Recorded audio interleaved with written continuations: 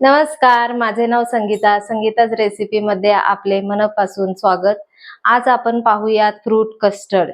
लहानांपासून मोठ्यांपर्यंत आवडणारा थंडगार आणि पौष्टिक पदार्थ, उन्हाळ्यामध्ये खाण्यास योग्य असा पदार्थ म्हणजे फ्रूट कस्टर्ड. चला तर मग बघूयात आपण लागणारे साहित्य. केसर, 3 चमचे कस्टर्ड पावडर, थंड दूध, साखर, ड्रायफ्रूट आणि आपल्याला आवडणारी फळे. इथे केसर ऑप्शनल आहे, त्यामुळे तुम्ही घेतले नाही तरी चालेल. फळांमध्ये मी आंबा, चिक्कू, द्राक्ष, डाळिंब, सफरचंद आणि केळ हे घेतलेले आहे. इथे मी आधीच 1 लिटर दूध पातेल्यामध्ये तापवायला ठेवलेले आहे. त्यातलंच थंड दूध मी एका वाटीत घेतलेला आहे. त्या दुधामध्ये आपण आता कस्टर्ड पावडर टाकून मिक्स करून घेऊयात. कस्टर्ड पावडरचे गुठळे न होता आपण ते छान मिक्स करून घेऊयात. आता इथे दुधाला उकळी येत आहे.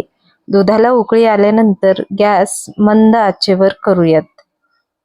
आता आपण थंड दुधामध्ये मिक्स केलेले कस्टर्ड पावडरचे मिश्रण घेऊन उकळत्या दुधामध्ये मिक्स करून घेऊयात.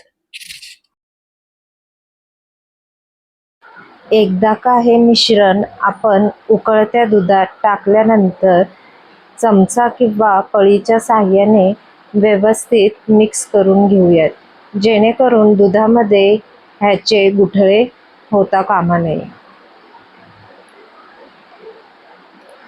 आता हे मिश्रण व्यवस्थित आपण मिक्स करून घेतल्यानंतर त्याची कन्सिस्टन्सी चेक करूयात. यामध्ये आता आपण केसर टाकून छान मिक्स करून घेऊयात. तसेच ह्याची कन्सिस्टन्सी पुन्हा एकदा चेक करून घेऊयात. एकदा का घट्ट झाले तर त्यामध्ये आपल्या आवडीप्रमाणे त्यात साखर टाकून पुन्हा एकदा साखर विरघळेपर्यंत मिक्स करून घेऊयात.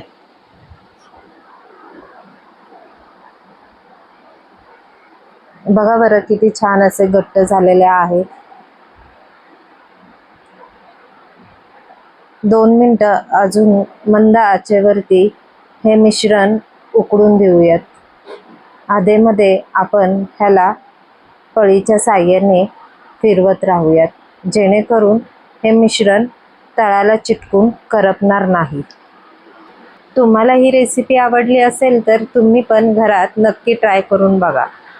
आपण आपल्या ह्या संगीताच रेसिपी चॅनेलला लाईक, शेअर, सबस्क्राईब करायला विसरू नका. आता हे मिश्रण झाल्यानंतर आपण गॅस बंद करून एका भांड्यात काढून घेऊन रूम टेम्परेचरवर येईपर्यंत आपण असंच ठेवूयात.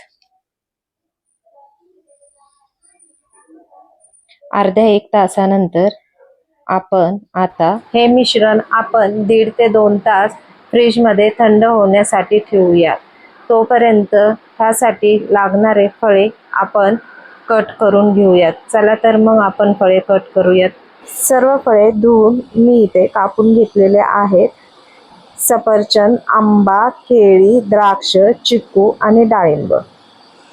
आता हे मिश्रण थंड झालेले आहे. आपण त्यामध्ये सर्व फळांचे काप टाकून घेऊयात आणि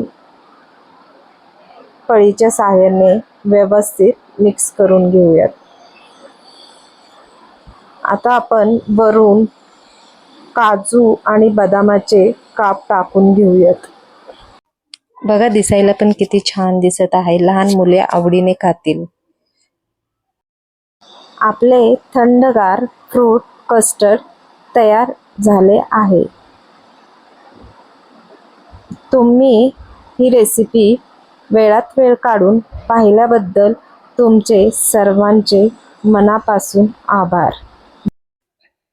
तुम्हाला ही रेसिपी आवडली असेल तर कमेंट करून नक्की कळवा. भेटूयात तर मग आपण आपल्या पुढच्या रेसिपीमध्ये. धन्यवाद.